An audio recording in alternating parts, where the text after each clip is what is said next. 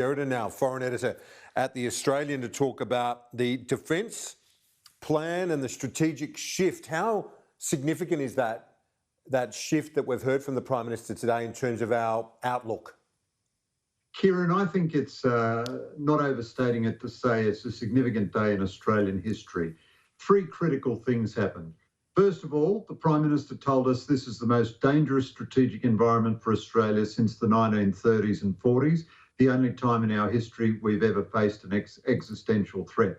Secondly, he said our Defence Force is going to be 100% configured to meet problems in our region, in our approaches and in our region.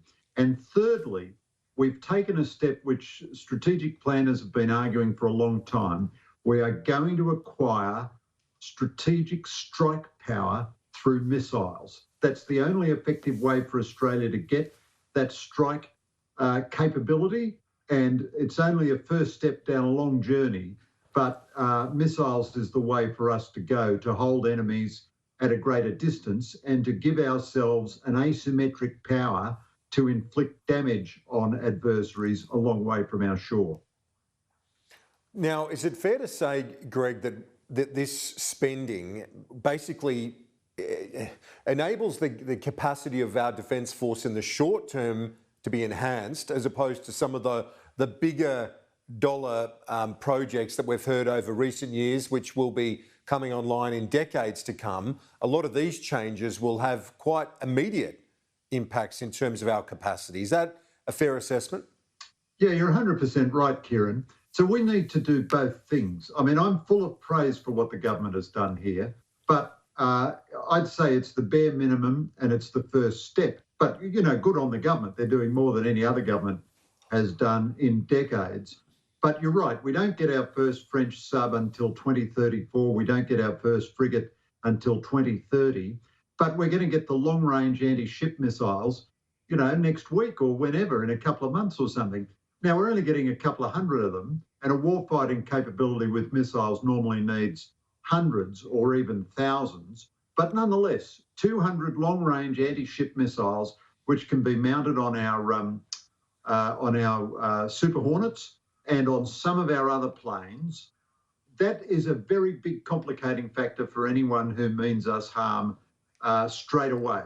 We're also going to make the offshore patrol vessels more lethal. They're going to have the ability to sow smart sea mines and to counter smart sea mines. Well, they're coming online more or less, you know, in the next 5 minutes. So there's a lot of stuff. I mean, we can buy missiles tomorrow, so we can get a punch capacity very, very quickly. But that's no substitute, though, for doing the long-term stuff as well, making the Tyndall Air Base so much bigger, you know, expanding our Air Force and our Navy and so on.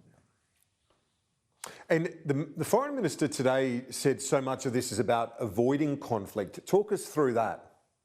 Well, the only way you can avoid conflict is by being ready for conflict. You make yourself so unattractive a target that the person looks else, you know, the adversary looks elsewhere, or the cost of the adversary is so great.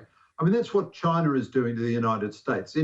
China is never going to equal the United States in military power, but it is making the potential cost to the United States of operating in the Pacific, in the Western Pacific, near the Chinese landmass, so great that it hopes the US would be deterred from ever operating there. Not that the US would be the aggressor, but even in defending Taiwan or something like that. Now, we need to do the same thing. We need to let any adversary know that whatever else anyone else does, we can bite the arm off even a big superpower that tries to mess us up. And if you have that, you have a balance of power, and that's what produces stability. I mean, the world didn't go to war after World War II because of the balance of power between the superpowers. And what Scott Morrison is trying to do is build a balance of power in our region and build our own independent deterrent strike capacity. We're never going to use that gratuitously. We're not going to launch attacks on anybody. No one could think that was likely to happen. But by having that capacity, you deter potential aggressors. Greg Sheridan, foreign editor at The Australian. Talk to you next week. Appreciate it.